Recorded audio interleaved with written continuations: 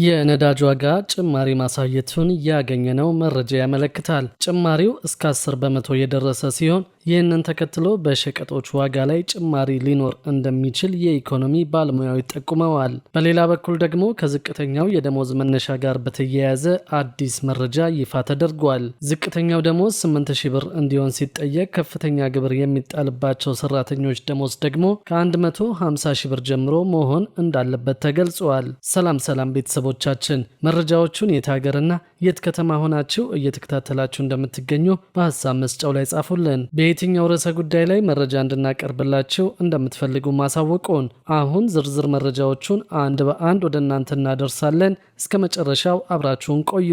የነዳጅ ዋጋ ከፍተኛ ጭማሪ ማሳየቱን ያገኘነው መረጃ ያመለክታል። ጭማሪው እስከ 10 በመቶ የደረሰ ሲሆን ይህንን ተከትሎ በሸቀጦች ዋጋ ላይ ጭማሪ ሊኖር እንደሚችል የኢኮኖሚ ባለሙያዎች ጠቁመዋል። በሆርሙዝ ሰርጥ አቅራቢያ ቢያንስ 3 መርከቦች ጥቃት ከደረሰባቸው በኋላ የዓለም የነዳጅ ዋጋ ጭማሪ ማሳየቱ ነው የተገለጸው። እስራኤልና አሜሪካ በኢራን ላይ የከፈቱትን ጥቃት ተከትሎ ኢራን የዓለም ወሳኙ የነዳጅ ዘይት መተላለፊያ የሆነውን የሆርሙዝ ሰርጥን ትዘጋለች የሚል ስጋትም ተፈጥሯል። እስካሁን ሰርጡ ስለመዘጋቱ በይፋ ባይገለጽም በመርከቦች ላይ እየደረሰ የሚገኘው ጥቃት የነዳጅ ገበያው እንዳይረጋጋ ማድረጉ ታውቋል። የአሜሪካ የኤነርጂ መረጃ አስተዳደር በ2023 የመጀመሪያ አጋማሽ በቀን 20 ሚሊዮን በርሜል ነዳጅ በሰርጡ እንዳለፈ ይገምታል። ይህም በዓመት ወደ 600 ቢሊዮን ዶላር የሚገመት የነዳጅ ንግድ በባህር መስመሩ ላይ ይተላለፋል እንደማለት ነው። በባህር ሰርጡ ላይ የሚከሰት ማንኛውም አይነት መስተጓጎል በዓለም አቀፍ የነዳጅ አቅርቦት ላይ ከፍተኛ መዘግየትን ሊያስከትል እንደሚችልም ይገመታል። ይህም ወዲያውኑ በዓለም ዙሪያ የዋጋ ንረት እንዲፈጠር እንደሚያደርግ ነው ባለሙያዎች እየገለጹ የሚገኙት። ከጥቃቱ ባሻገር ኢራን መርከቦችን በሰርጡ ውስጥ እንዳያልፉ ማስጠንቀቂያ አውጥታለች። ነገር ግን ተንታኞች እንደሚሉት ግጭቱ እየተባባሰ የሚሄድና የሚራዘም ከሆነ የበለጠ ከባድ መዘዝ ይኖረዋል ሲሉ አስጠንቅቀዋል። ይህም ከባረሰላጤው ሀገራት በሚገባ የነዳጅ ዘይት ላይ ጥገኛ በሆኑት አሜሪካን ጨምሮ በሌሎች ሀገራት ላይ ከፍተኛ ጫና ሊኖረው እንደሚችልም ተጠቅሷል። ሰኞ ዕለት በእስያ ገበያ በተካሄደው የመጀመሪያው የንግድ ልውውጥ የዓለም የነዳጅ ዋጋ ጠዋት ላይ እስከ 10 በመቶ ጭማሪ ማሳየቱ ታውቋል። የብሬንት ድፍድፍ ነዳጅ ደግሞ በአንድ በርሜል 4 በመቶ በመጨመር 76.1 ዶላር ሆኖ መሸጡ ተመዝግበዋል። በአሜሪካ የሚሸጠው ነዳጅም በተመሳሳይ 4 በመቶ ጭማሪ አሳይቶ 69.6 ዶላር እንደሆነ ታውቋል። አንዳንድ ተንታኞች ግጭቱ ለረዥም ጊዜ የሚቆይ ከሆነ አንድ በርሜል ነዳጅ ዋጋው እስከ 100 ዶላር በላይ ሊወጣ እንደሚችልም አስጠንቅቀዋል። ሳውዲ አረቢያና ሩሲያን ጨምሮ የኦፔክ የነዳጅ አምራች ሀገሮች ቡድን ማንኛውንም የዋጋ ጭማሪ ለማቃለል የዕለታዊ ምርታቸውን ለማሳደግ መስማማታቸው ታውቋል። የነዳጅ አምራች ሀገራት ምርታቸውን መጨመሪያቸው ምን ያህል ገበያውን ያረጋገዋል የሚለው ግን ጥያቄ ተነስቶበታል። ይህንን የነዳጅ ዋጋ ጭማሪ መሰረት በማድረግም የኢትዮጵያ የነዳጅ ዋጋ በዓለም ገበያ መሰረት እንዲከናወን በመደረጉ አሁን ላይ በዓለም ገበያ መሰረት በኢትዮጵያ ያለው የነዳጅ ዋጋ ለውጥ ይኖረዋል ወይ የሚል ጥያቄ ለነዳጅና ኤነርጂ ባለስልጣን ቀርበዋል። የባለስልጣን መስሪያ ቤቱ የህዝብ ግንኙነትና ኮሚኒኬሽን ስራ አስፈጻሚ ወይዘሮ በቀለች ኩማ በሰጡት ምላሽ በአሁኑ ወቅት የነዳጅ ዋጋ በዓለም ገበያ መሰረት እየተካሄደ እንደሚገኝ ነገር ግን የዋጋ ለውጥ እንደሌለ ገልጸዋል። ይህም የሆነበት የነዳጅ ዋጋ የዓለም ዋጋን ተከትሎ መሄድ አለበት ሲባል ኢትዮጵያ ነዳጅ የምታስገባበትን መንገድ በሙሉ ታሳቢ ባደረገ መልኩ ስለሚሆን ነው ብለዋል። ለአብነትም ኢትዮጵያ ነዳጅ ወደ ሀገር ውስጥ የምታስገባበት የጅቡቲ ወደብ በራሱ የሚከፈል ኪራይና ሌሎች ለአገልግሎት የሚከፈሉ ታክሶች መኖራቸውን አንስተው አጠቃላይ የማጓጓዣ ስርዓቱን ታሳቢ ያደረገ ስለመሆኑ ገልጸዋል። ስለሆነም ነዳጁ በዓለም ገበያ መሰረት የሚመራ ቢሆንም ወደ ሀገር ውስጥ እንዲገባ የሚደረግበት የራሱ የሆነ አሰራር ተጨማሪ ክፍያን የሚፈልግ በመሆኑ በዛ አግባብ እንደሚካሄድ ተናግረዋል።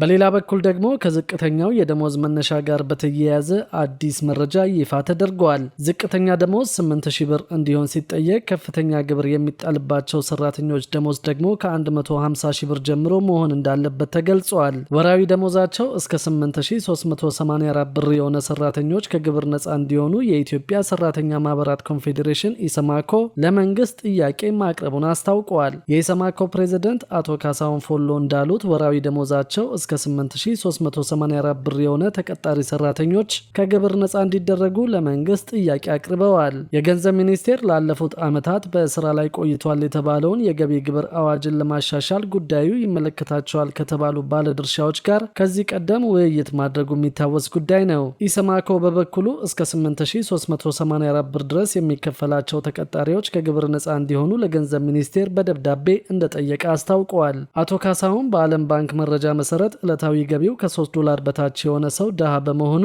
የመንግስት የገቢ ግብር በዚህ ወለል ስር ያሉ ተቀጣሪዎችን ታሳቢ ሊያደርግ ይገባዋል ብለዋል።